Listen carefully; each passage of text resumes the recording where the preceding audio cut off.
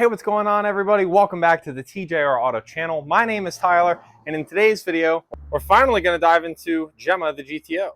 So for those who don't know, this is my 2004 Pontiac GTO, who I've named Gemma. Originally, she was sporting an LS1 T56 setup, and of course, I've grenaded a few T56s, while this car itself has eaten a few T56s, and it has eaten two LS1s, technically. So now, as she sits, she's got a T56 Magnum F6 speed, which I absolutely love driving. And under the beautiful tarp job I have going on is a 6-liter LQ4 iron block with 799 heads, BTR Stage 3 cam, long tubes, and a fast intake. Now, this thing was making pretty good jam. And unfortunately, about a week after I got the car up and running, and it was, again, driving and running really well, I'm pretty sure a head gasket went. So after doing some lovely work to crystal the K10, now it is finally time to dive back into Gemma. So first things first, I cleared up the garage a little bit so we have some space to play with. And now what we got to do is untarp her. We got to throw a battery in her, throw the intake filter setup back on. And I want to try throwing a quart or two of really cheap oil. I want to open the drain plug, throw a quart or two of really cheap oil into it to try to flush out any more of the foam sitting at the bottom of the oil pan, and just try to up my odds of not hurting anything from having to drive it from there to here. So let's get this shit over with.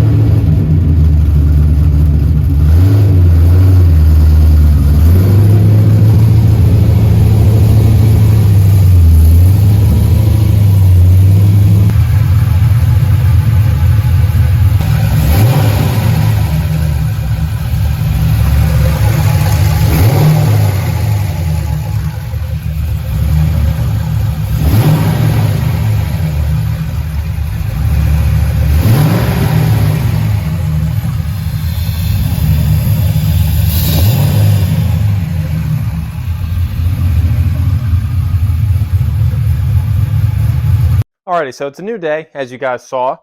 We got the car in the garage, got to hear the thing fire for the first time in probably almost a month. I want to say I've had this thing just sitting and staring at me. It really kills me to have to pull apart this car because it runs really well and it drives really well for what it is. So before we just go tearing the heads off of it, I'm still honestly under the assumption it's a head gasket issue, but under the circumstances that it might be a fluke thing, you know, there's less than 50 miles on this thing. I mean, really, there's probably like 20 miles on this engine setup. I want to top the coolant off. I want to pop the valve covers back off. I want to clean all the foam out of the heads, and I want to fire it back up and see what happens. I want to run the thing up to operating temperature, and I'm really curious to see if the coolant reservoir is going to bubble at all, if it's actually going to go down in front of my eyes.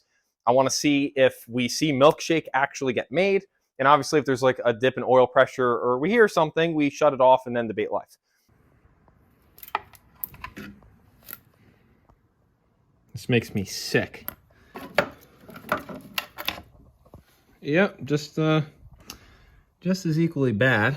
So you can definitely tell it was water because we're starting to get rust on the rockers, which is definitely good for the oiling system on these.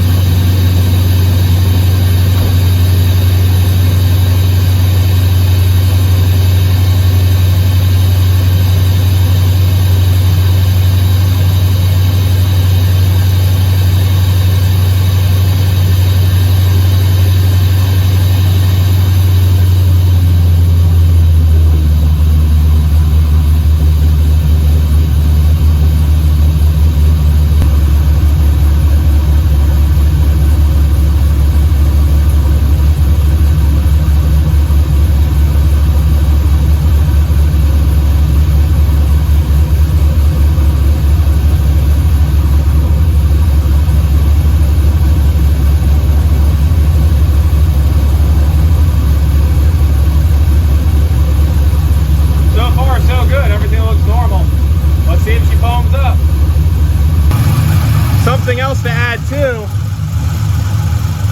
looks like clean oil coming out of the push rod on the top of the rocker, so I don't know if there's supposed to be more than that. I would think it should be almost spraying out of there, but it's clean so far, so.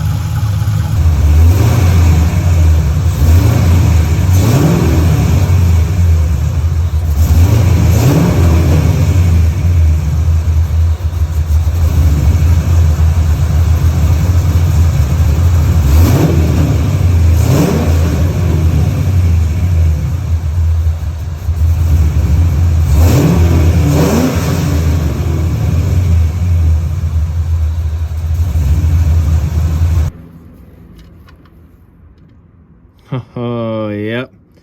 Yeah, she might be a little toasty. That's a little scary looking. I'm really still confused. I really can't tell. I mean, that it looks orangey. I can't tell if it is though or not. Maybe. It's like oily, but it's kind of orange. I don't know, man. So with the very hot valve cover off, I wouldn't say there's any more foam. There's definitely a lot of condensation in here. And I wouldn't say we got any more milk, you know, any more Milkshake up in the head. I don't know. I might run another oil change through this thing and see what the hell happens.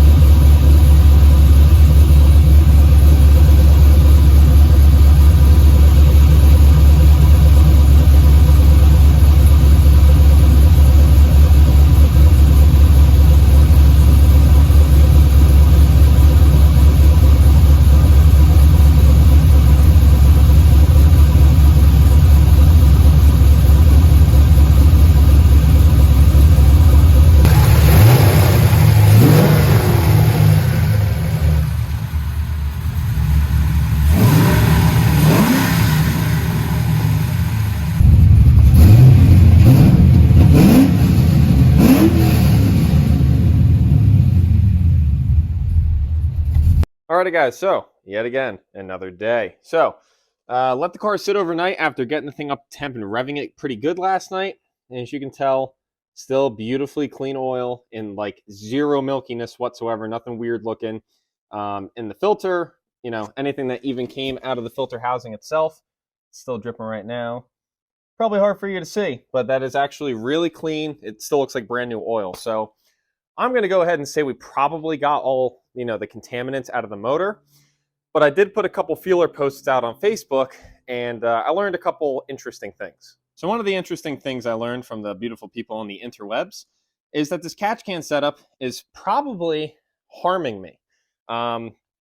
It's still kind of a throw up in the air. I threw a couple posts out on Facebook asking if anybody has dealt with something similar to this, or you know, what could really be the causes of this aside from a head gasket. I mean, the coolant level just it hasn't moved, right? So the last couple tests that we have to do, and I mean, still that looks beautiful in there. It has not moved at all. So there's a couple last tests that we can do, which would basically be pressurize the cooling system or change something about the motor and see if that, you know, gets rid of the moisture or condensation issue.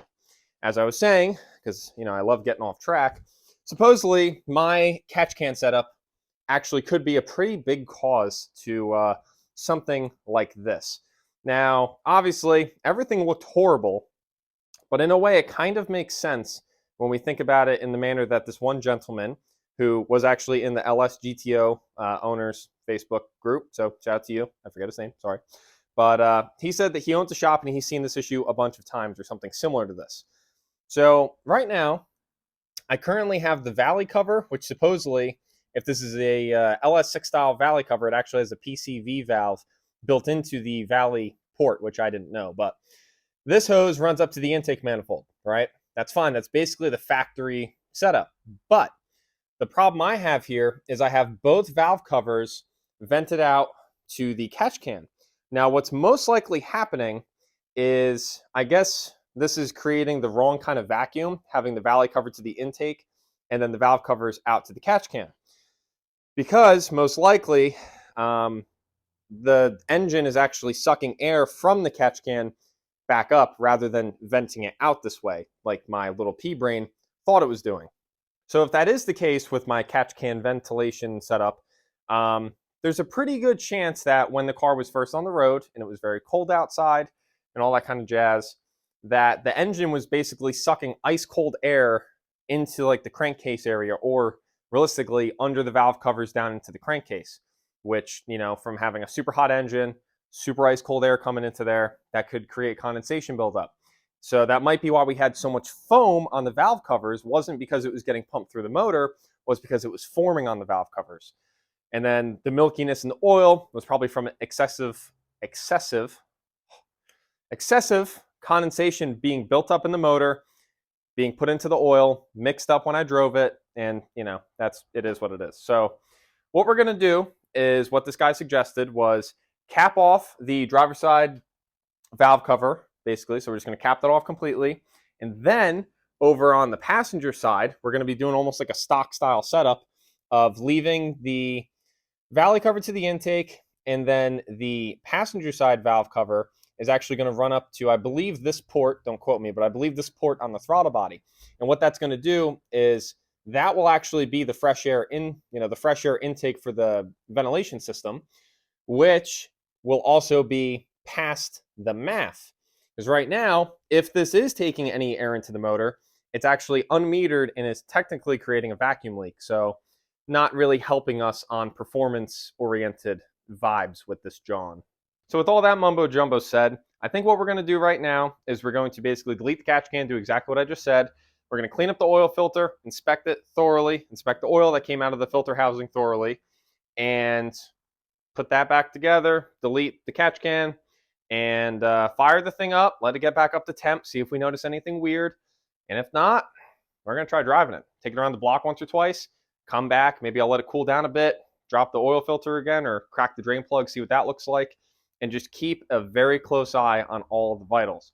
I don't plan on beating on the car yet, but there still is always that chance that there could be a head gasket issue under load or under a higher load at, you know, high RPM, third gear, whatever the case may be, when you're really, really stressing the motor out. So I don't know. The last couple times before this car went down, like with the Milkshake issue, was when I was doing the spicy tuning. So it was getting driven pretty hard, I will say. So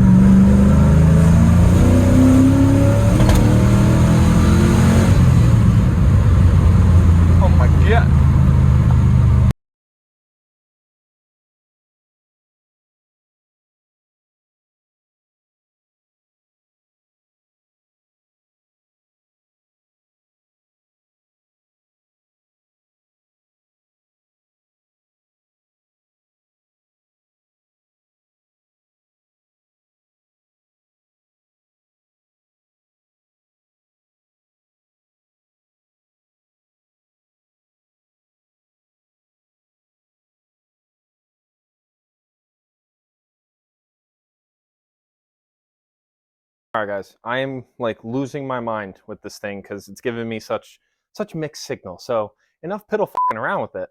So I rented this, you know, kind of like universal pressure tester kit from Advanced Auto. I think it was just about 300 bucks. Thankfully, it's just a loaner, so when I return it, get my 300 back. But I found out that number 26 in this kit fits beautifully onto the GTO reservoir. So what I want to do is, we can see where the coolant level is. It actually is lower than it used to be. So it's under that line currently. Let's screw this on. We're going to put about 15 PSI, 10 to 15 PSI. And I'm just going to let it sit, and we're going to see what it does. So I pumped in just about 15 PSI, and I'm just going to let it sit for a while, and we'll see if we lose pressure and kind of go from there. We'll see if any coolant comes out. I actually have the drain plug and oil filter off, so I figure if it pushes any fluid out of there, obviously if the fluid level ends up being lower and if we lose pressure, then something is definitely wrong head gasket wise.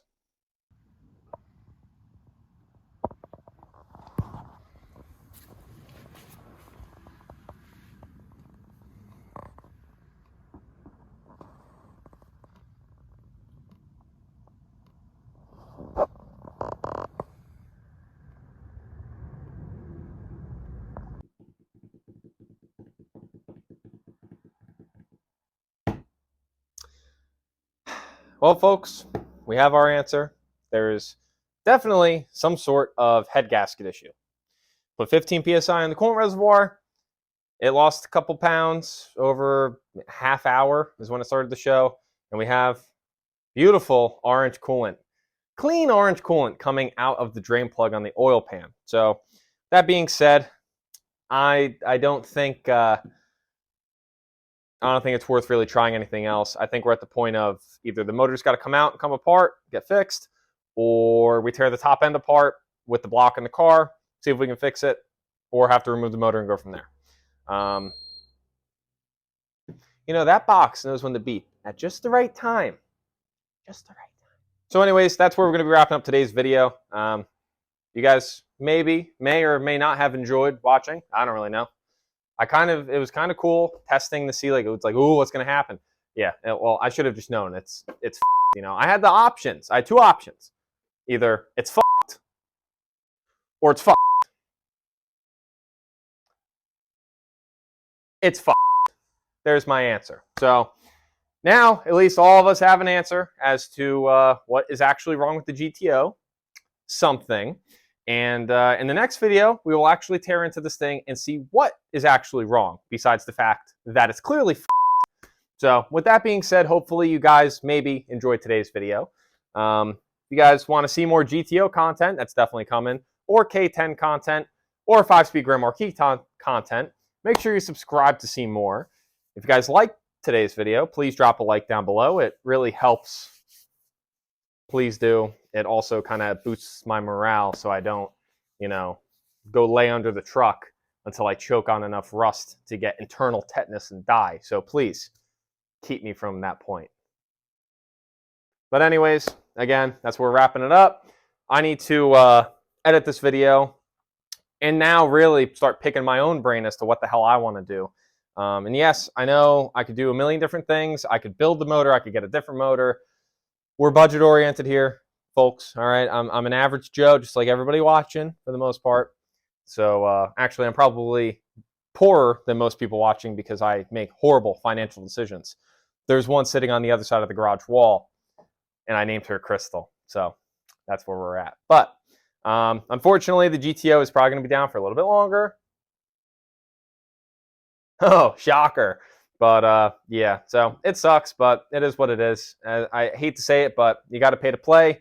And I know I've said it before. I never do things right the first time. It takes me usually about 3 times to get it right. So I think we're going on number 3 motor-wise with this thing. Let's see what happens. Let's see what happens. But that's where I'm wrapping it up.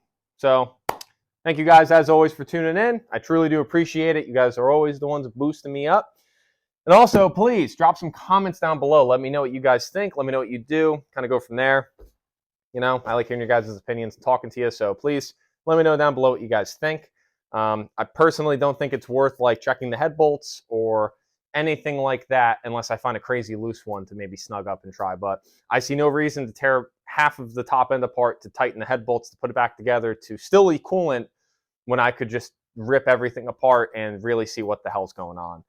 The only thing really holding me back right now is the fact that there was a little bit of metal in the oil. So let me know down below if you guys have seen, if you throw a cam into a used motor with used cam bearings, will you get a little bit of metal from that wearing in? I hope so, because I really don't want to pull this motor again. But we're getting efficient, so it's fine. But anyways, thank you guys for tuning in. Truly do appreciate it. And I guess I'll catch you in the next one where something will be happening here. I don't know what, but something. Something, might as well just put another motor in it.